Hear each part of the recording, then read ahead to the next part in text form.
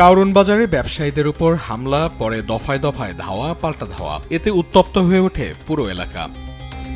প্রত্যক্ষদর্শীরা জানায়, সোমবার দুপুরে কারওয়ান বাজার সংলগ্ন কাঁচামাল আড়ত এলাকায় চাঁদা আদায় বন্ধের দাবি এবং চাঁদাবাজ আব্দুর রহমানের গ্রেপ্তারের দাবিতে শান্তিপূর্ণ মানববন্ধনে দাঁড়ায় ব্যবসায়ীরা। এ সময় অতর্কিতভাবে ব্যবসায়ীদের উপর লাঠিসোঁটা দিয়ে হামলা চালায় দুর্বৃত্তরা। রহমানের লোকজন আমাদের উপরে অতর্কিত হামলা করছে।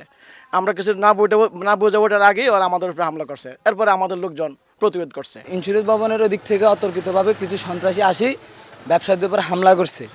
হামলা করার পরে আমরা বাজারের সকল ব্যবসায়ী এক ছিল, তারপর তাদেরকে প্রতিহত করছে। কিছু আমাদের মার্কেটের কিছু লোকজন আহত হয়েছে। আত্মরক্ষায় ব্যবসায়ীরাও হামলাকারীদের পাল্টা ধাওয়া দিলে উভয় পক্ষের মধ্যে শুরু হয় ধাওয়া পাল্টা ধাওয়ার ঘটনা। এতে আহত হন বেশ কয়েকজন। ব্যবসায়ীদের অভিযোগ, পুলিশের সামনেই তাদের উপর চাঁদাবাজরা হামলা চালালেও কোনো ব্যবস্থা নেয়নি তারা। আমাদের উপর যে হামলাটা করছে এটা হলো টোটালি অকৃতভাবে একটা হামলা করা হয়েছে। তো হামলা করার ইচ্ছা থাকে তাহলে তো আমরা 550 দোকানদার যাই লাঠি নিয়ে দাঁড়াতে পারি। এর তো সংখ্যা গরিষ্ঠতা কত 15 থেকে 20 জন ছিল। আমরা যখন দাঁড়ানো অবস্থায় ছিল এইভাবে ইসাবাস আতঙ্কিতভাবে হামলা শুরু করছে রহমানের লোকজন। কারণ আমরা যেহেতু আন্দোলনটা করছি চাঁদাবাজের বিরুদ্ধে এবং তার নামে, হামলা তো অন্য কেউ করবে না। পরে সেনাবাহিনী ঘটনাস্থলে পৌঁছে পরিস্থিতি নিয়ন্ত্রণে আনে।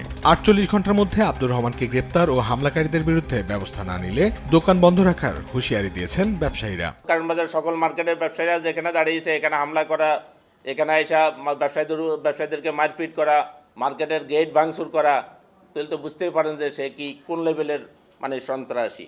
আমরা সরকারের কাছে আবারও আকুল আবেদন করতেছি, আমাদের জানের নিরাপত্তা এবং ব্যবসায়ীদের নিরাপত্তা দেওয়া হোক। আইন শৃঙ্খলা বাহিনীর উপস্থিতিতে এমন হামলায় এখন নিরাপত্তা নিয়ে শঙ্কায় ব্যবসায়ীরা।